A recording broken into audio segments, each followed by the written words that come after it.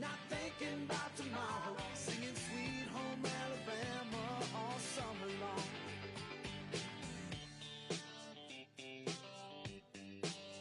Singing Sweet Home Alabama all summer long. Catching walleye from the dock, watching the waves roll off the rocks. She'll forever hold a spot inside my soul. We'd blister in the sun, we couldn't wait for night to come to hit that sand and play some rock and roll.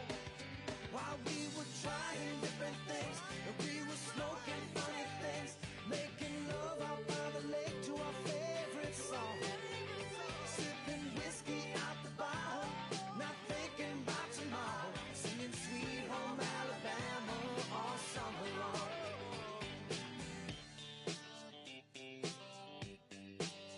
Singing Sweet Home Alabama all summer long.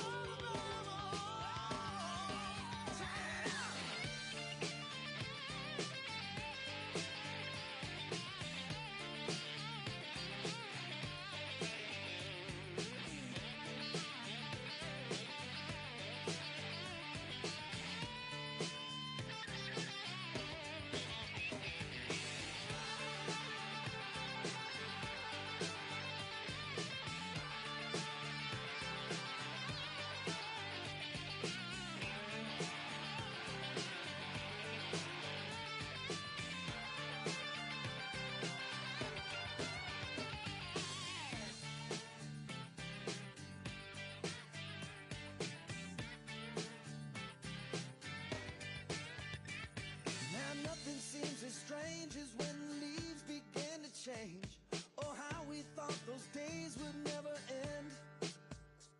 Sometimes I hear that song and I'll start to sing along and think, man, I'd love to see that girl again. Man, I'd like to see that girl again. And we were trying different things, and we were smoking funny things, making love out by the lake to our favorite song, whiskey out the bottle, not thinking about tomorrow, singing Sweet Home Alabama all summer long. We were trying different things, and we were smoking funny things, making love out by the lake to our favorite songs, sipping whiskey out the bottle, not thinking about tomorrow.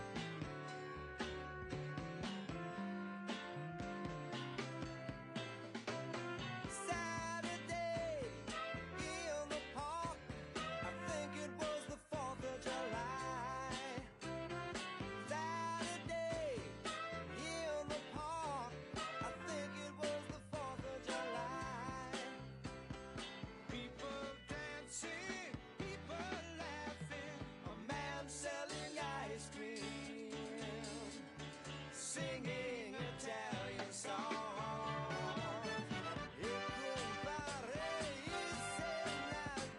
Can you dig it? Yes, I can. And I've been waiting such a long time for Saturday.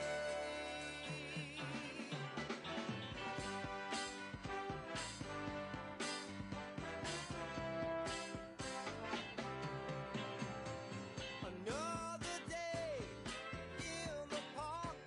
I think it was the 4th of July. Another day in the park. I think it was the 4th of July. People talking, really smiling. A man playing guitar and singing for a song. Will you help him change the world? Can you dig it? Yes, I can. And I've been waiting such a long time for today. Slow motion riders fly the colors of the day. A bronze man still can tell stories his own way. Listen, children, all is not lost, all is not lost. Oh, no, no.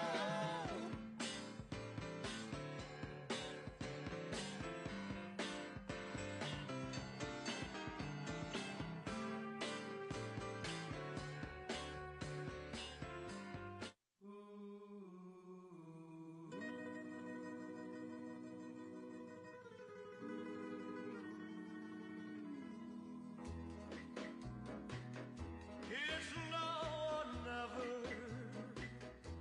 Come hold me tight. Kiss me, my darling. Be mine tonight.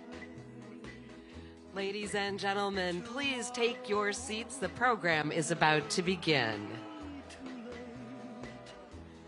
It's now or never. My love won't wait. When I first saw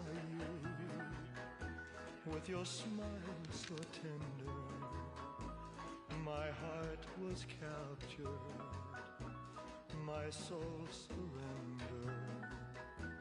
I spent a lifetime waiting for the right time. Now that you're near, the time is here at last. It's now or never. Come hold me tight. Kiss me, my darling. Be mine tonight. John, tell me when they're ready to go.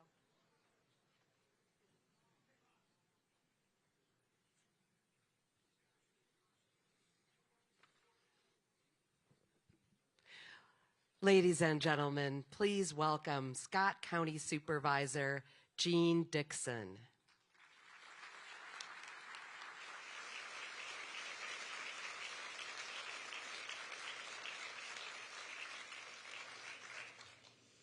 Good morning. Please bow your heads as I open our morning with a moment of prayer. Eternal Father, loving God, Creator of everything and grace everlasting, we ask you for your presence upon our gathering today. Please guide us to find a common good, a greater purpose, and always productive ways to bring glory to you. May we all be united in heart and mind this morning. We seek your guidance as we live with the daily challenges to our moral direction as a nation and assaults upon what we know to be right. Give us strength to protect the rights and freedoms of all people, and give us strength to do your will to help those who cannot help themselves. Please watch over this amazing nation, the unborn, our families, our children, and our community. God, we thank you for the fearless leadership in Governor Reynolds and Governor DeSantis and their hardworking staff. Please watch over them in their travels and give them the strength and fortitude to carry out their message of hope, faith, and future. Please open our hearts and our minds to their words today. We thank you for remembering this nation, and thank you for preserving the freedom we have every day to seek you in our life and prayer. In God's name we pray, amen.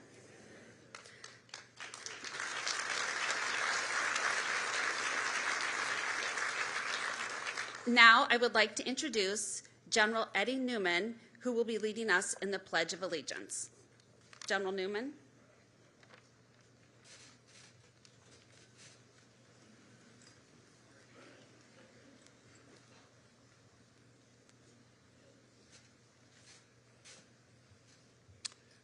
Please stand.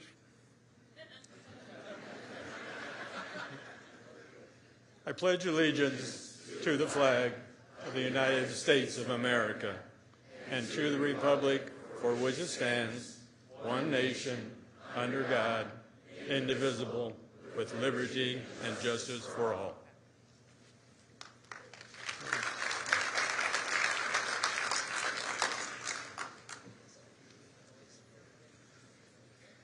John, is he off?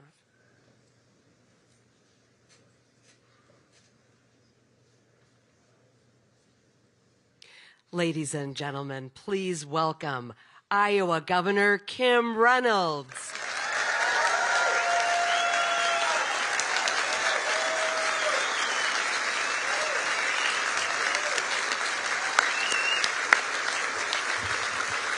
Wow, this is a great turnout. Thank you, everyone. Good morning. Thank you.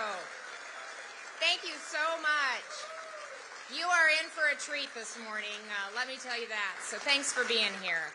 I want to thank Supervisor Dickinson and Brigadier General Newman for giving the pledge and the prayer this morning. We appreciate that very much.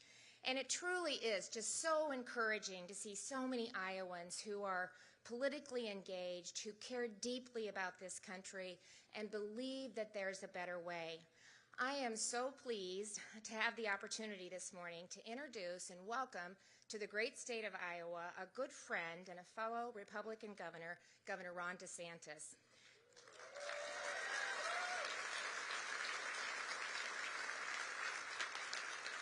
So Ron and I were both elected governor for the first time in 2018. We both won hard-fought races in a year that really wasn't that good for Republicans, and we did so in states that were considered purple at the time. As new governors, we both had some pretty big plans for our states, but of course, neither one of us could have predicted what was about to come our way in the spring of 2020. So Ron and I had the opportunity to meet early in our tenure as governors, but really didn't get to the opportunity to know each other until the pandemic. And as you're all aware of, those were extremely challenging and uncertain times for everyone. With absolutely no playbook, we both focused on protecting the lives and livelihoods and the freedoms of our citizens.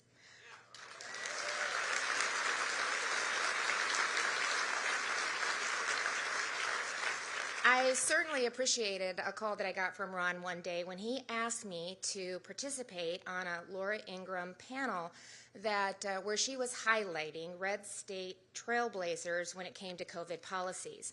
You know, on that call we had the opportunity to talk about what was happening around the country, the lockdowns, keeping kids out of school, the mandates. We talked about really the similarities in the decisions that we made. We could both clearly see the harm that was happening to our kids, that lockdowns were absolutely not working, how we were really the only two states to get our kids back in the classroom, and we're one of the few states that that were open for business. We both knew what it felt like to have the media relentlessly attacking us. In fact, I would say probably there was no governor who was attacked more by the national media than Ron. But through it all, we all watched him hold his ground. He had the courage to stand up for what he believed was right, for what was best for the citizens and Florida's children. And truly, voters saw that and they responded. While this last election wasn't what we had hoped for nationally, Florida and Iowa had a big old red wave.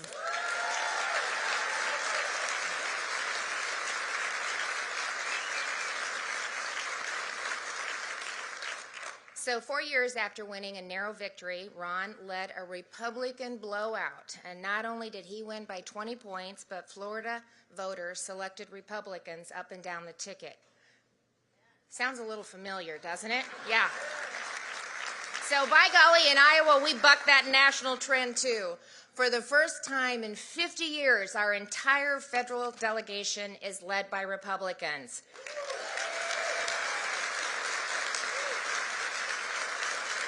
Yay, that's right. I love it. It gets better.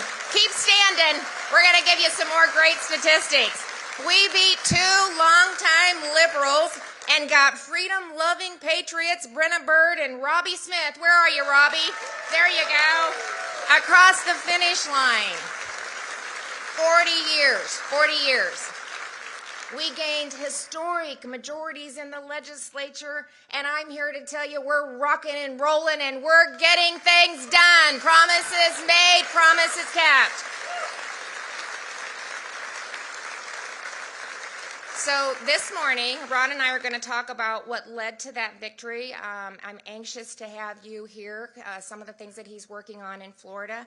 I'm anxious to have him talk a little bit about his new book, The Courage to Be Free.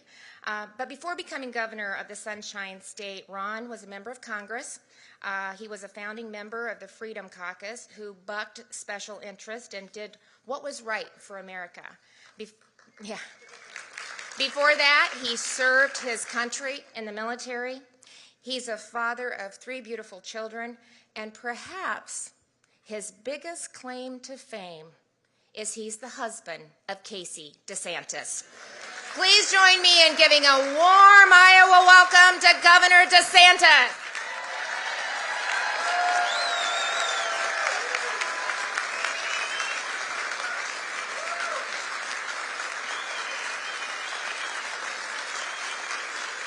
Good morning. I bring greetings from the free state of Florida. And it's so great to be here with America's governor, Kim Reynolds.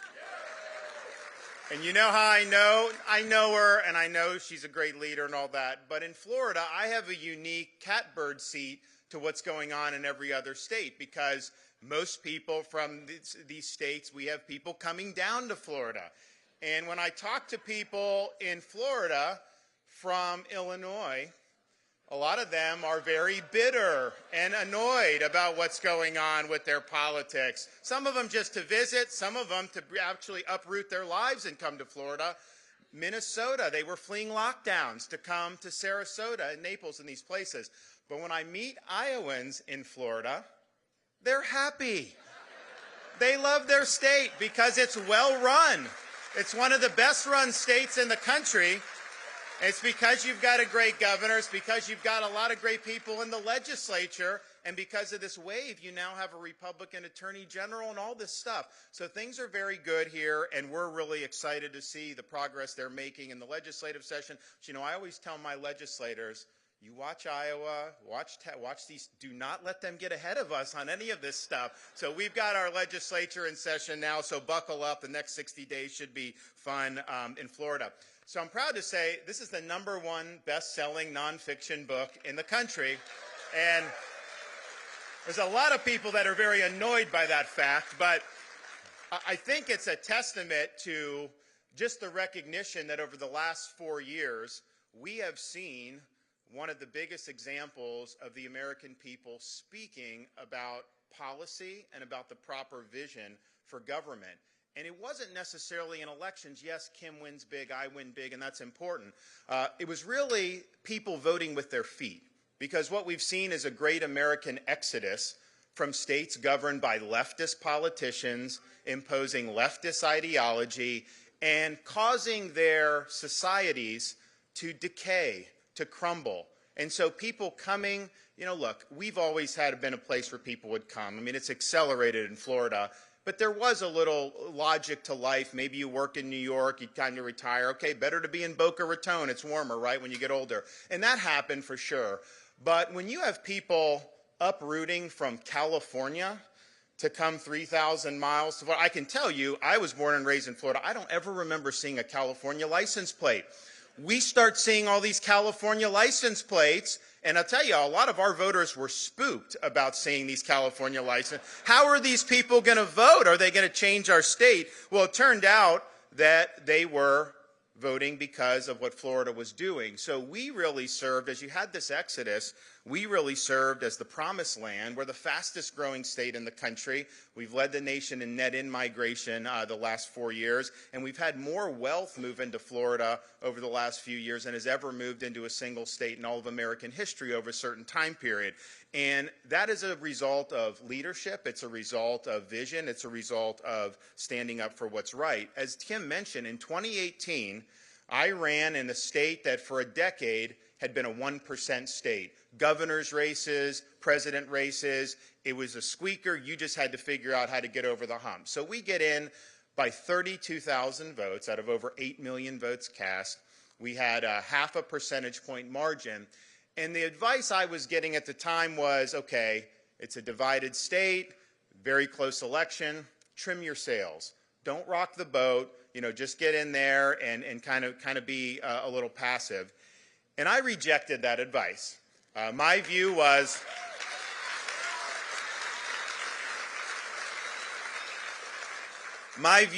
I may have received 50% of the vote, but I earned 100% of the executive power, and I intend to use that to be able to advance the best interests of the people of Florida and to fulfill my campaign promises. Because as Alexander Hamilton said, energy in the executive is the leading characteristic of good government. So we were mindful of that. I also made a decision. I am not doing polls to tell me what to do. And so I've not looked at a single poll since I've been governor. And the reason is, first of all, I can poll this room, get a result, change the wording of the question, and I would get a different result. So a lot of times I ask a question. But second of all, the static analysis of opinion is not what a leader should care about. What a leader will do is not be captive to polls, but to set a vision and shift public opinion and get people to support what you're doing. And that was our approach in Florida.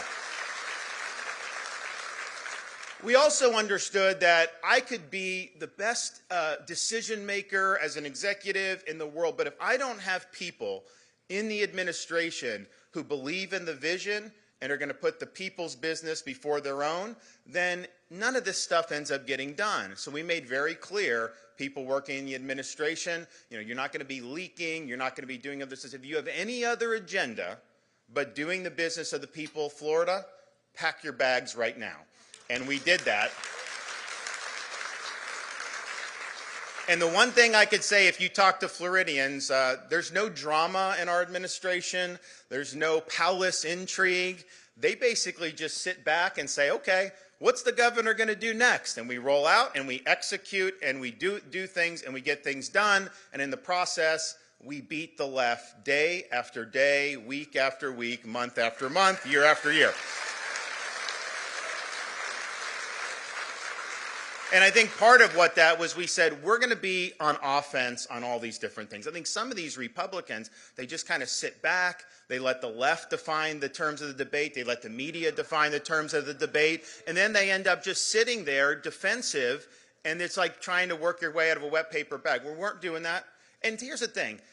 A lot of elected officials, they don't want to have to make decisions. Why? Every decision you make, some people will like, and some people won't. That's just the nature of it. So if you can wait for these things to bubble up before you get involved, then maybe you don't upset as many people. But that's not leadership. So we said we are going to go on offense. I'm going to find issues. I'm not just going to sit back and wait for it to come to me. And I sat at my desk the first day as governor. I looked around the office and I said, I don't know what SOB is going to succeed me in this office, but I can tell you this. They are not going to have very much to do because I'm taking all the meat off the bone there is, and I'm going to get all this done. And the result was, having said we're going to lead by conviction, we're not going to follow polls, we're not going to let the media define the terms of the debate, we went from winning by 32,000 votes in 2018 to winning by over 1.5 million votes in 2022.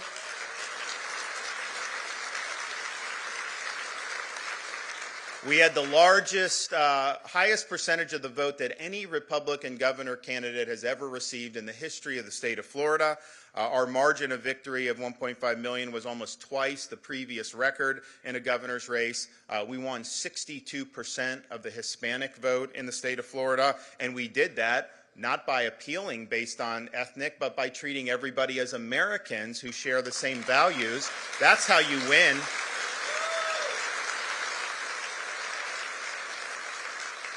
We won 62 of 67 counties, including Miami-Dade County, which is our biggest county, urban county, 2.8 million people, 70% Latino. Hillary Clinton won it in 2016 in the presidential election by 30 points, and we won it in 2022 by double digits. And so we were shifting people in our direction because they were responding to leadership.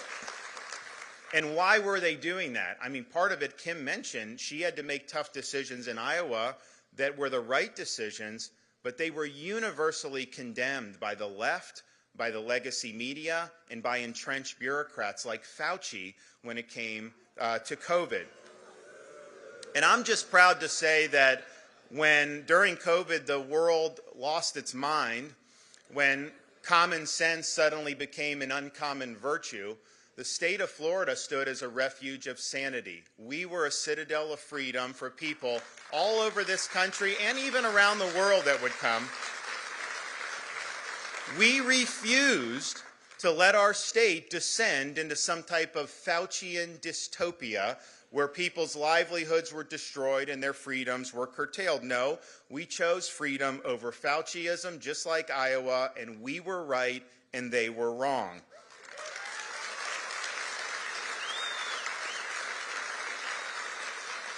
I think one of the reasons Kim and myself and some other governors got a lot of heat was because people like Fauci did not want a control group.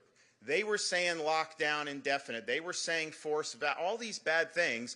And if you have Iowa and Florida doing a different way, then people would be able to look and they would be able to evaluate how did that work out. And so we know now today the elites were wrong about lockdowns. They were wrong about forced masking. They were wrong about closing schools. They were wrong about denying natural immunity. They were wrong about the efficacy of mRNA shots. And they were wrong, and indeed they lied about the lab leak. They said it was natural. We know it came from that lab.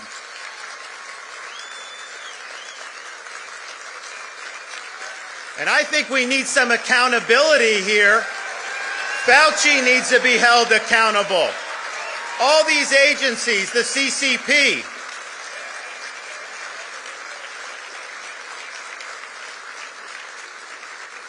But here's the thing, even though they were wrong about all that, even when the data was coming in showing they were wrong, they doubled down on a lot of these policies. They became more coercive about the vax after you had the Delta wave when it was clear the vax wasn't working to stop the spread. When they said if you take it, you won't get COVID. And so I'm proud to say Florida, we stood as a roadblock to what they were trying to do. We very early on banned any COVID shot mandates for school children and university students. We banned vaccine passports in the state of Florida. And we actually called a special session to protect our workers because nobody should have to choose between a job they need and a shot they don't want.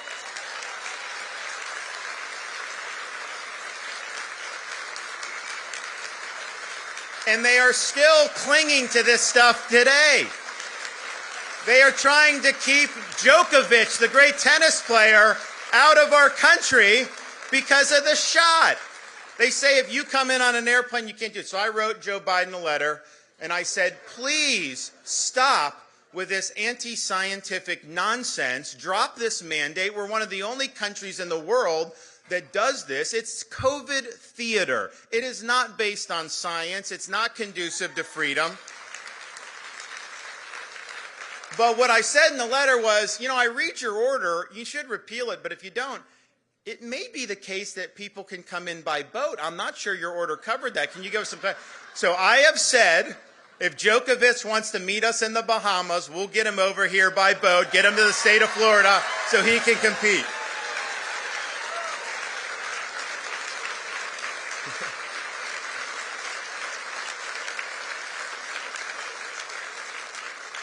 So the COVID was a big reason why states like Iowa have done well, Florida, but also just the way we're managed. And Kim and the legislature do a great job here. In Florida, we actually have millions of more people in our state than New York State does.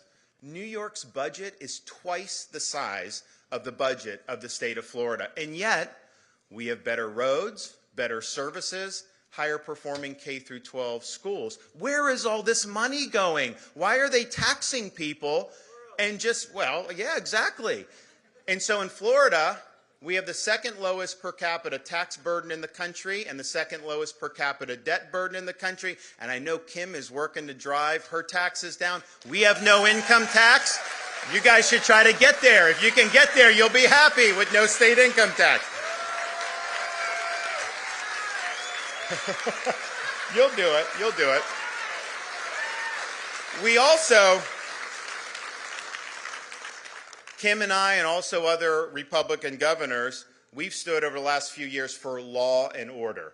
And we've seen that break down all across the country. You saw movements to defund police. You saw the worst rioting this country has seen in decades. And I can tell you, when I started seeing that in Minneapolis, these other places, I immediately activated the Florida National Guard. We deployed state law enforcement resources all around the state, and we told people, you will not burn down cities in the state of Florida. And guess what? They didn't get to burn down cities in the state of Florida. We also signed legislation prohibiting local governments from defunding the police. I don't want any city council can have 3 yahoos do something stupid. We're not going to put our citizens at risk. So we're putting the money back in. We also did legislation making sure that people who riot or loot or engage in mob violence aren't treated in Florida like they do in Portland. You get arrested, they take your mugshot, slap you on the wrist, put you right back on the street to do it again. No, in Florida, you're not getting a slap on the wrist. You're getting the inside of a jail cell because we're holding you accountable. And I must report that our anti-rioting legislation was actually condemned by the United Nations, which I view as a badge of honor. I must be doing something right.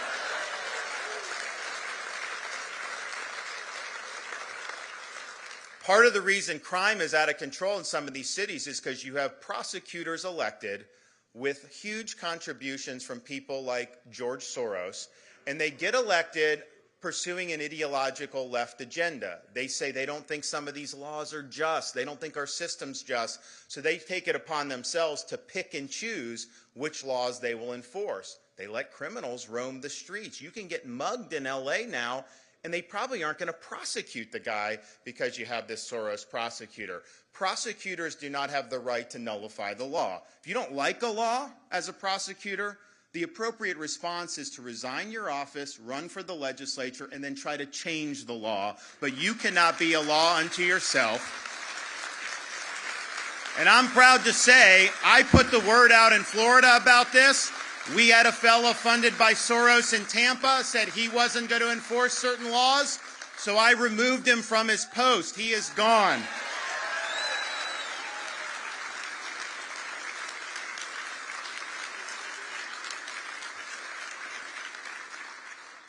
We also very much in Florida believe in the importance of strong immigration laws and strong borders. And you see what's happening in our country with the fentanyl pouring in record numbers, and we had 110,000 overdoses. The majority were opioids. Mothers that I have to console in Florida that lose a child because of what's going on at the border is a disgrace that this is happening. And here's the thing. When they lace fentanyl in this stuff, these are kids, teenagers, early 20s. they may have made a decision that wasn't the best decision, but they had no idea what they were getting, and it could all be over. And we see that, and Biden doesn't care. He laughed at that mother. Did you see that? He laughed at that mother who lost a child because of fentanyl. We have criminal aliens pouring across the border. They have people, even DHS, Biden's own agency, says there are people on the terrorist watch list that are coming across the country, are coming into our country. How is that discharging your oath of office and keeping the country safe? It's not. I'm happy to say in Florida, they used to say you can't be strong on immigration in Florida because we have a large Hispanic population. I'll tell you what we did, but before I do, I can tell you the people that supported me the most on being tough on immigration in Florida were Hispanics. They want the law enforced. So when I became governor, we finally banned sanctuary cities in the state of Florida. We recently sued Biden over his catch and release policy, and guess what? This week, a federal judge in the Florida Panhandle ruled that his catch and release policy is illegal and unconstitutional. So they're going to have to change something. We focus a lot on the southern border, and understandably in Florida, we actually have to deal with boats coming in from Haiti and Cuba. Castro regime sends people. The Coast Guard does actually a good job, but Biden won't give them enough resources. So I activated all our assets in the state. We've had people helping the Coast Guard, and in the last few months, we've been able to stop and repatriate 11,000 illegal aliens back to their homes.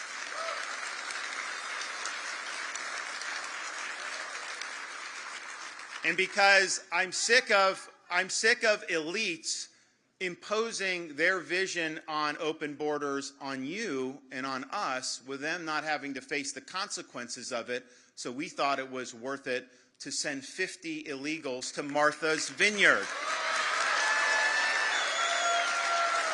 They said they were a sanctuary city. They claimed that nobody was illegal and all are welcome, but you know what they did? They deported them the next day. They called out the army to deport just 50 of them. Just think what's going on at the border with our border towns. And look, we do need a border wall across the southern border. And all I can say, because I think we could be assistance in Florida. So we had a big hurricane that came through here. Some of you told me you have property in Southwest Florida. I mean, it was a big, big one, almost a Category 5. It did immense damage, including it knocked out a bridge to Pine Island, and it knocked out the Sanibel Causeway, severed it in 3 different areas.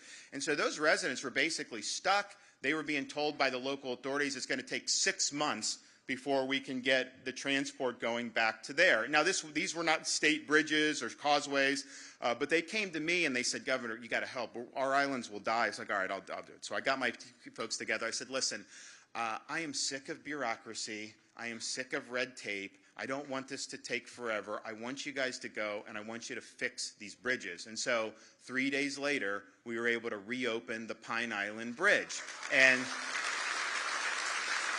probably wouldn't have happened with California's government or New York's government, I'm just saying.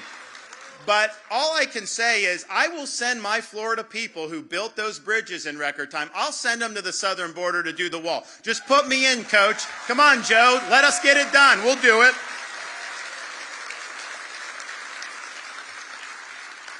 We're also proud. So if we were here 20, 25 years ago and we talked about election integrity in Florida, everyone would be laughing in this audience because we had some rough patches, particularly the 2000 election. But I'm happy to say since I've been governor, we have banned ballot harvesting in the state of Florida. We've banned Zuckerbucks in the state of Florida. No mass mailing of ballots to people unsolicited. You have to have voter ID. All those things are really, really great. And the result is both 2020 and 2022, Florida, even though we have millions and millions of people voting, we reported the results and got to 99% as faster than any state in the country. And that's the way it should be. It shouldn't take you 2 or 3 weeks to count the votes. We're also leading on ensuring that our school system is focusing on educating our kids, not indoctrinating our kids.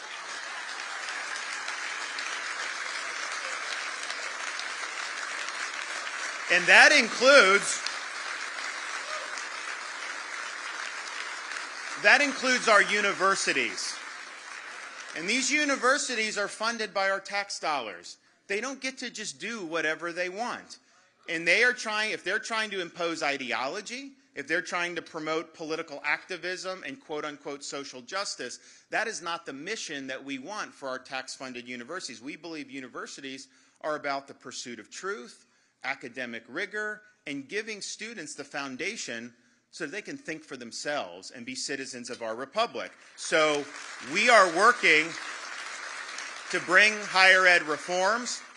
Already in Florida, a bill I signed last year, all tenured professors must undergo review every 5 years and can be let go if they're performing poorly.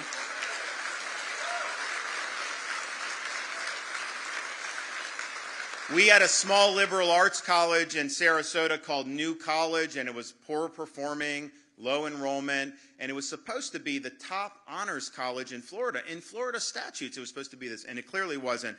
So I appointed 6 conservative trustees. They came in, they fired the president, they hired a conservative president, they eliminated the DEI bureaucracies, and they put out a mission statement saying New College is going to be the top classical liberal arts college in the country, similar to Hillsdale College, but our own public liberal arts. And also, university-wide, our whole system, the legislature is working on, we're going to sign. We're eliminating all of the DEI bureaucracies. It's discriminatory. It's wrong. A lot of it violates civil rights laws, so we're not doing that. And then in K through 12, we've done things like eliminate critical race theory from our K through 12 schools. We're not going to teach our kids to hate our country or to hate each other. No, we're going to teach and actually give them the tools to know what it means to be an American. I think it's important as you fight CRT, do it, but also tell people what you're for. What do you think should be in the schools? And so we've done a new emphasis on American civics in the state of Florida. We want people to know what it means to be an American. What are the principles that our country was founded on? Why have so many people fought and died to preserve the American way of life? And in order to do that, you don't just have to have good standards. You got to have teachers that believe and understand this. So we created a civics boot camp for teachers. Great curriculum. They get everything. We give them a $3,000 bonus if they go through it. And I'll tell you, it's working, and we're going to continue to do it. We've also, though, I think we're the only state in the country that does this. We earmark one day a year, November 10th, for students to learn about the evils of communist governments and the victims of communist regimes throughout history. We got to tell the truth about Marxism, Leninism.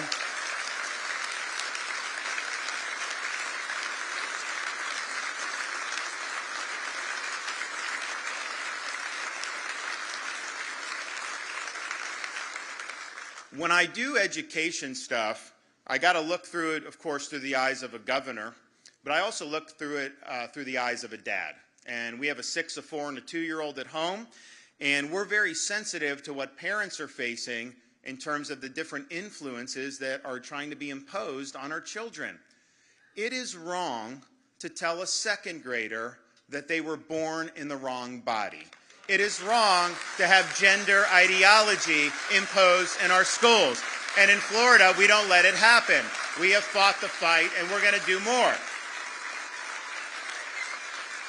Just let our kids be kids. Stop using an agenda. Now, I appreciate that the folks in this audience agreed with that, but I can tell you not everyone did.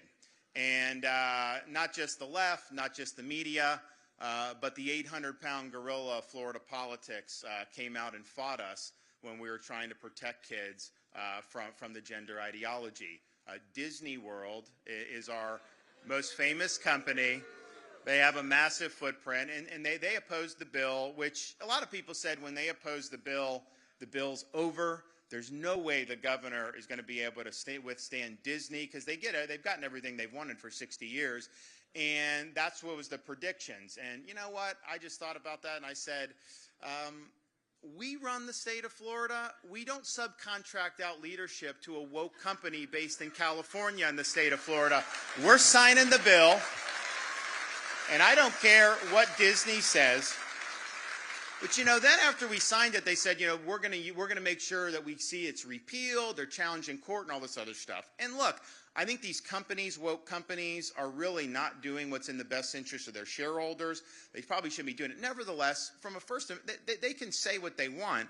The problem is they had, not, I didn't give it to them, it was 60 years ago, the most obscene subsidies that any company has ever had in the history of our state. They had their own government that they controlled in Central Florida. 44 square mile fiefdom, no transparency, no accountability. They basically did what they want. They were exempt from laws that other companies and individuals had to follow, major tax breaks and all this stuff. So we were in a situation, they're indulging in woke activism, they're opposing parents' rights in Florida, and they're saying that they want sexuality in the programming for the young kids. And we were in a position because of that ancient arrangement where Floridians were subsidizing their activism.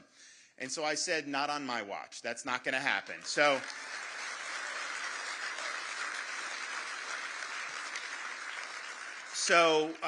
we took action, and we really did the unthinkable. And now, because I've signed legislation recently, Disney no longer controls its own government in the state of Florida. There's a new sheriff in town, and there's going to be a new era of accountability and fairness, and they are going to pay their fair share of taxes.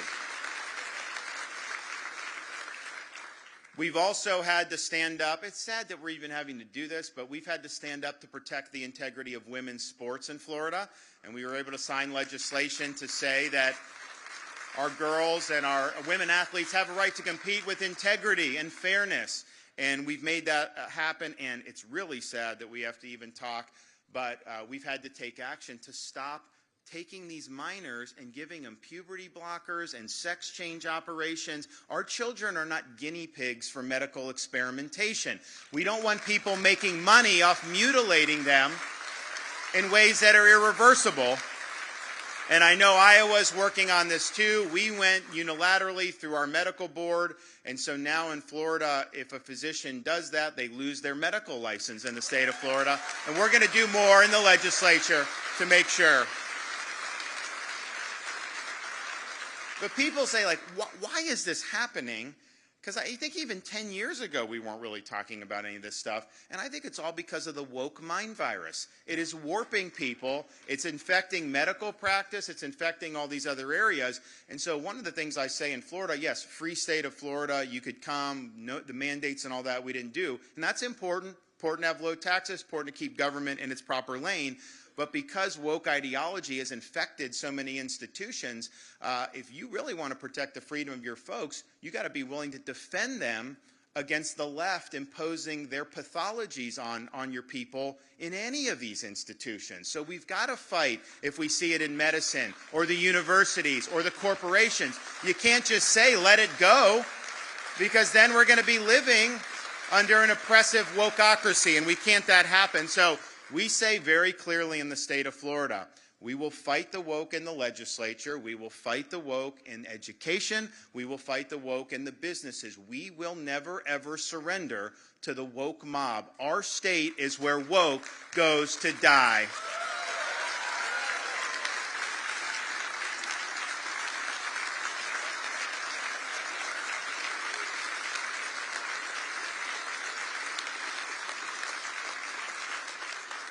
And part of the reason I think we have to be very clear-eyed about this is because you see a concerted effort to impose an ideological agenda through corporate America.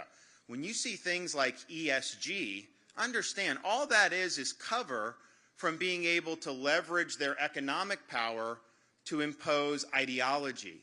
And whether it's they're against fossil fuels, whether they're against the Second Amendment, whether they're against agriculture, all they're doing is trying to do through corporate means what they could never achieve through the ballot box. We elect people to make these decisions. They're trying to do an end run around that process by colluding together and imposing it with no accountability. So in Florida, we are working to nix ESG in the bud. We are not going to sit there and let them discriminate against energy, against Second Amendment, and we're even going to provide protections against woke banking so that you as an individual Floridian can't be discriminated against because you're conservative or you're a Christian. You have a right to participate in our financial system. I mean, a lot of these banks got bailed out and now they're discriminating. Give me a break. We also understand that there's threats posed internationally, particularly by the Chinese Communist Party. And there is an effort now for the CCP to engage in land grabs of farmland and other critical lands. So in the state of Florida, we're acting in this legislative session. We're going to prohibit land buys from any CCP-linked business in our state. No farmland, no land, no military, no critical infrastructure, nothing.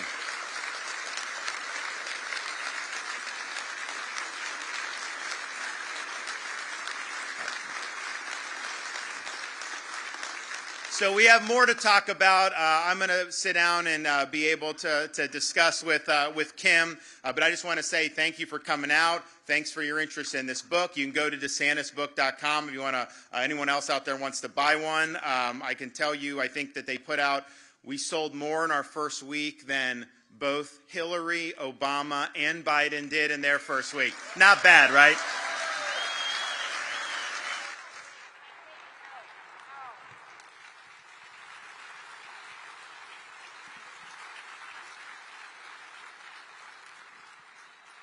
Well, I can tell you, I've hung around with Ron for just a little bit, and I'm here to tell you he is just getting warmed up. So this guy is a man on a mission, and you got to hear a lot of the things that he's working on. You know, as governors, we're so competitive. I wanted to start writing down, yes, we've done that. Yes, we've done that. It's on my agenda. We're working on that. Our legislature just passed blocking gender reassignment and puberty blockers, so that's on its way to my desk. Thank you, legislature, for getting that done.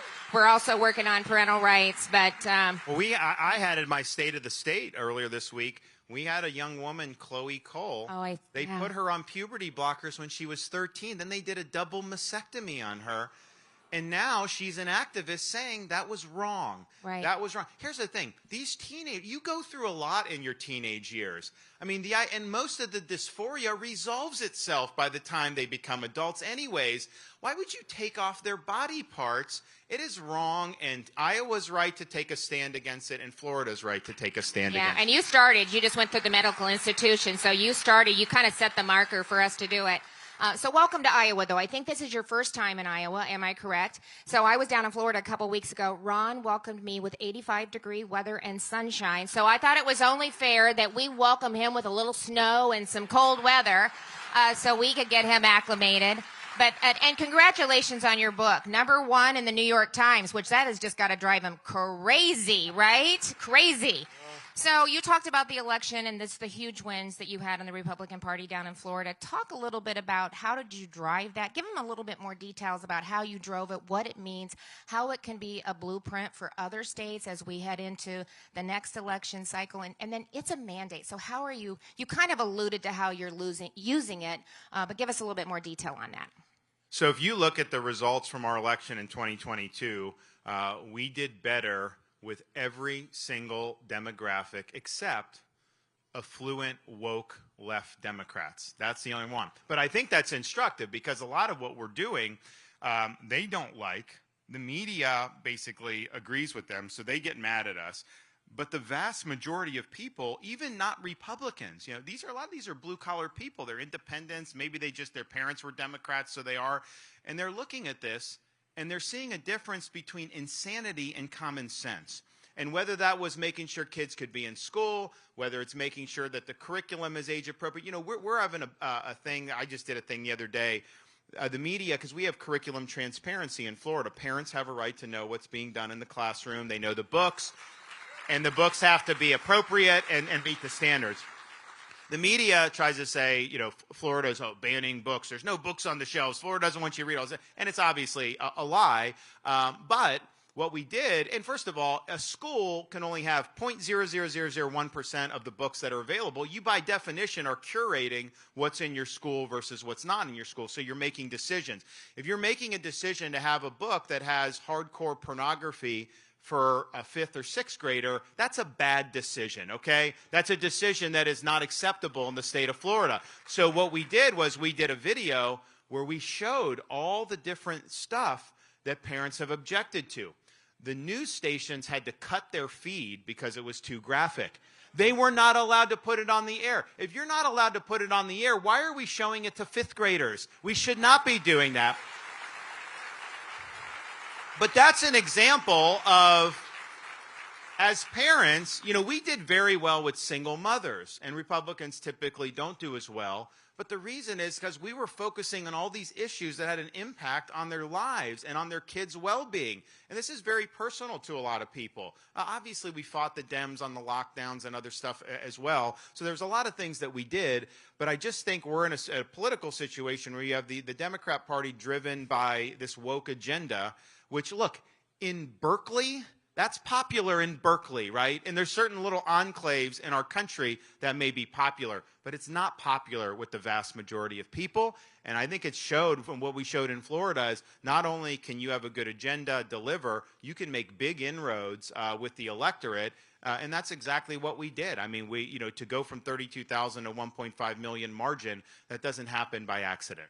Yeah, I appreciate you calling them pornographic books because they are, and they shouldn't be in the libraries. I got the opportunity to read an excerpt from one of the books, too, on an interview that I did with one of our stations, and they were very uncomfortable. I said, do you want me to keep reading? And he, as he was turning red and sweating, he said yes. And, they had to issue a warning before they even talked about it on the news. And I don't understand, because when I was a kid, my school seemed to be normal to me. I mean, maybe I just didn't have context, but there is an effort to sexualize these young kids, and it is wrong.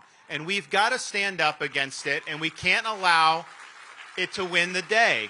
And you're doing it in Iowa, we're doing it in Florida, but that needs to be all across the country.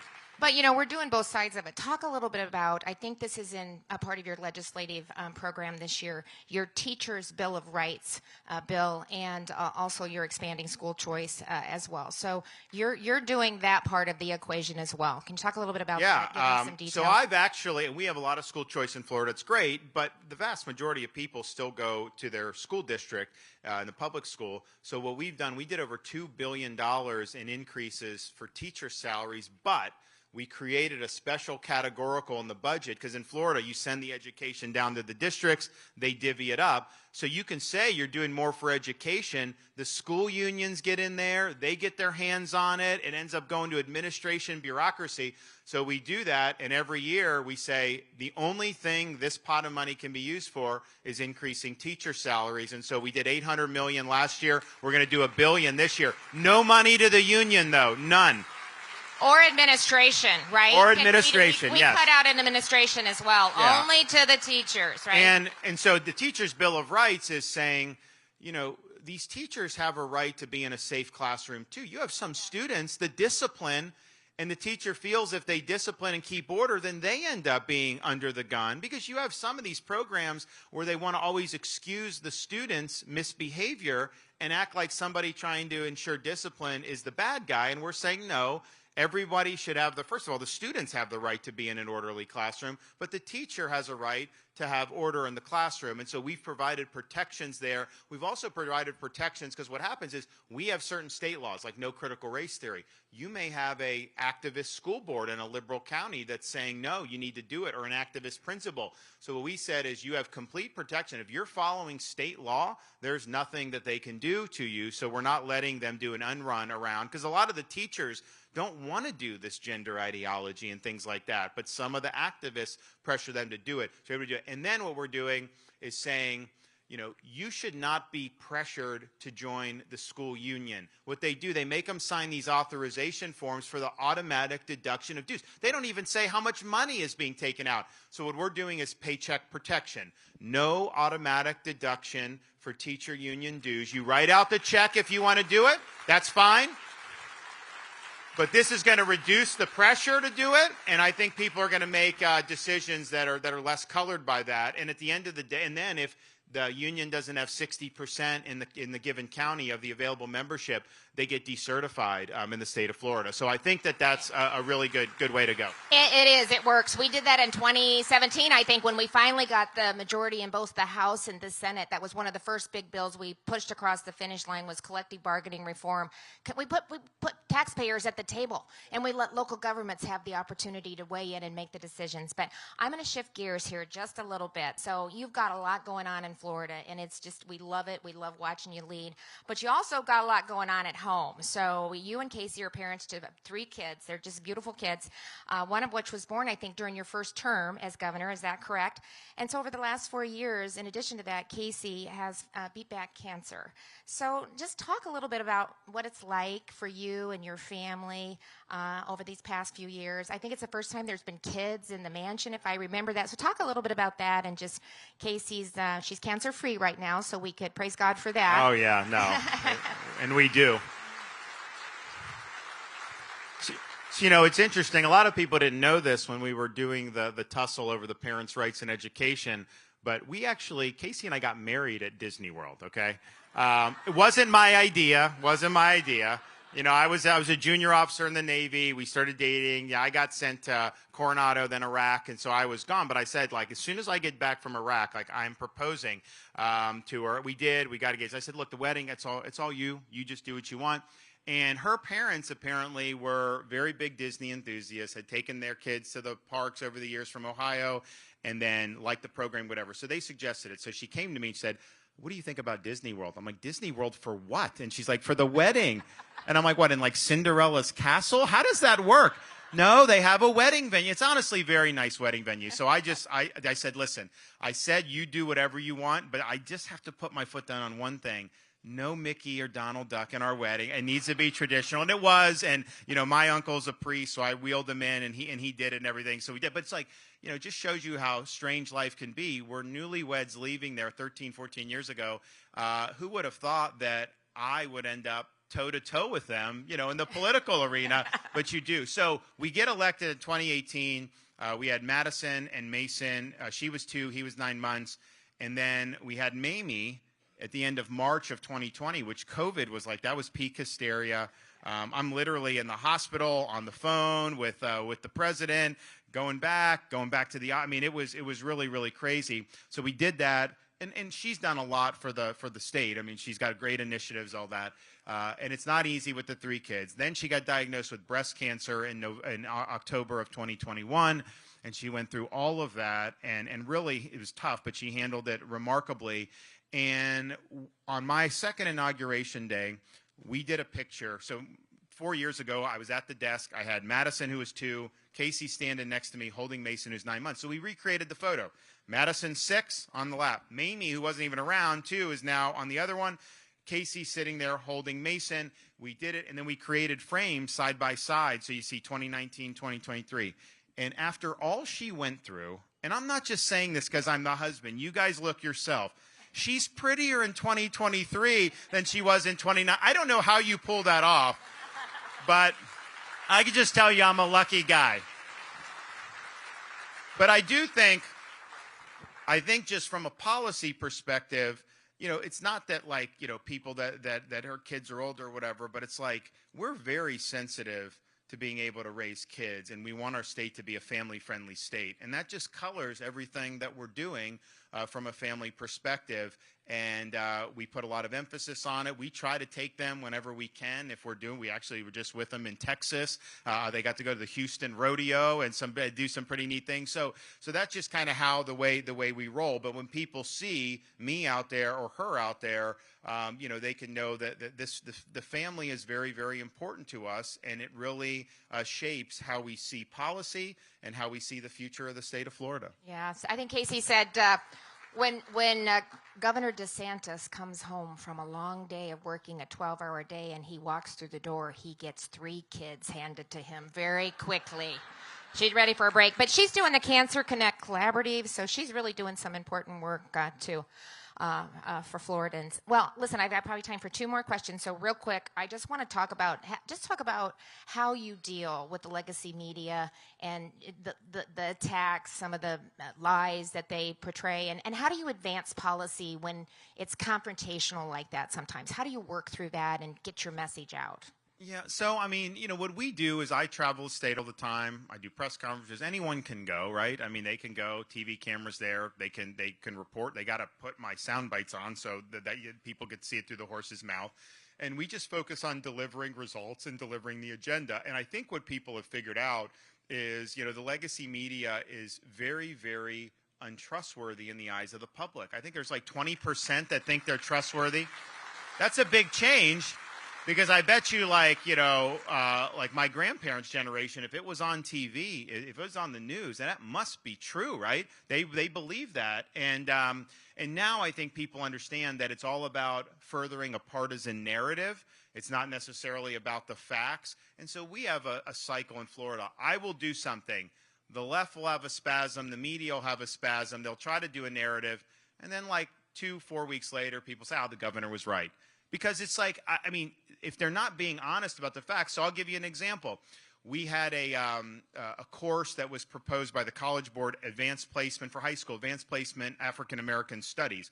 And we have standards, against indoctrination, CRT, all that. So our Department of Education looked at it. A lot of it was fine, but then they had stuff like queer theory. They had stuff like CRT, intersectionality. It was neo-Marxism that they were trying to impose on this school. So it didn't fit our standards. We rejected. Now, when you reject, you know what the media is going to do. They're going to call you names. They're going to demagogue you. They're going to do all that. And my view is Republicans got to stop worrying about being called names by the media and the left. Just do what's right. Speak the truth. And you can cut through the BS. And that's just what we do. But it is important for Republicans to just understand. And look, we do stuff all the time. I mean, we have local stations. They're fine. But, you can tell a lot of these outlets, particularly legacy newspapers and stuff, they're partisan actors, basically. And it's fine. Most media in our history has been partisan. There was a Jeffersonian newspaper and a Hamiltonian newspaper when our republic was launched during the Washington administration, already going at each other. So but just understand that that's the contours. Don't think that they're coming to you in good faith. They're coming to you to be able to advance their agenda. And if you're somebody that's standing for our values, like Kim and me stand for, you are an impediment to their agenda. So they're not just trying to get the public more informed. They're trying to get you and use you to be able to advance that agenda. So don't play into it. Just speak the truth, do your thing, but do not give them the satisfaction that they are some type of neutral gatekeepers, because they are not. Yep. Okay, final question. So in your book, The Courage to Be Free, you talk about growing up in Florida in a spring training town. In fact, you called it your own little baseball heaven. But you know where baseball heaven really is, right? I know. I think, is this heaven? It's Iowa. It's Iowa. Yay. Yay. Well, this guy, I don't think he strikes me as a don't rock the boat governor. So let's give him one last round of applause. God bless Thank you all for being here. We appreciate it.